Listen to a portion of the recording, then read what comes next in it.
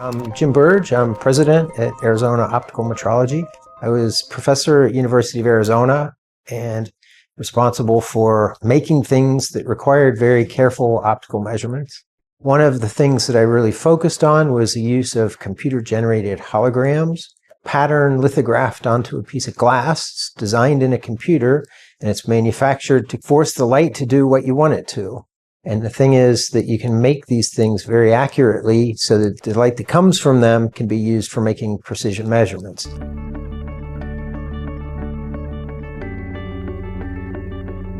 And so we take measuring, we push it one level deeper so that it's not just making a measurement, it's doing a very high performance measurement.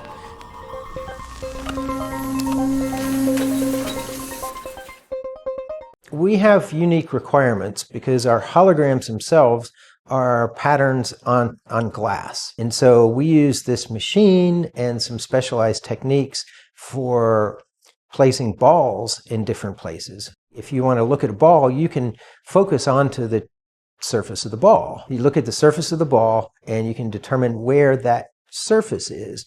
But what we care about isn't the surface, it's the center of curvature of the ball. That's what really defines its position mechanically.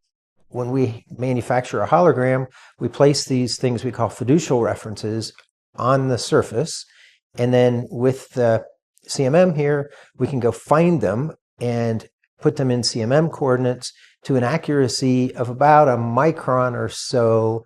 My name is Tyler Gross. I'm a mechanical engineer here at AOM. We work with optics. We work in optical metrology, and we have a lot of optical engineers here who work on our computer-generated holograms. The ball measurement is really interesting. So we don't actually measure the vertex of the ball. We actually use a special set of optics and illumination so that we're measuring the true geometrical center of the ball. So that's an application that we use here, like I mentioned, in the 6-inch cells. We also use them on our metrology platform. So if we have a ball feature that could define where an optic goes, we can know to a very high precision. I saw that this machine had most of the features that we need to do what this specialized thing of finding reflections from balls. And this thing works great. It really does what it needs to.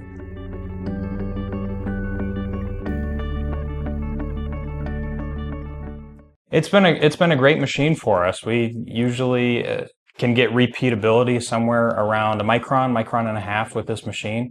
So we're really happy with those results. From a mechanical point of view, that's incredible precision and repeatability. It was a very positive experience working with View on this stuff. They were helpful and patient with me because, like I say, the thing that I was doing, it's not a normal thing to do. And they didn't tell me that I was crazy and I should go away, kid. They said, I don't quite understand it, but here's what I can do.